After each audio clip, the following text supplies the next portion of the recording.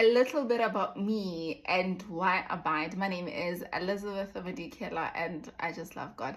Like, I can't imagine my life without God. Like, I got saved at the age of 7, okay? I was at a 10 crusade and I was sitting on my mom's lap, and one of the preachers was like, if anyone would like to accept Jesus Christ as their Lord and Savior, they can come to the front, okay? I slipped off my mom's lap and I walked to the front, and at the time, I was the only person at the front, and I raised my little hands and I was like, Jesus, I am saying yes to you, okay?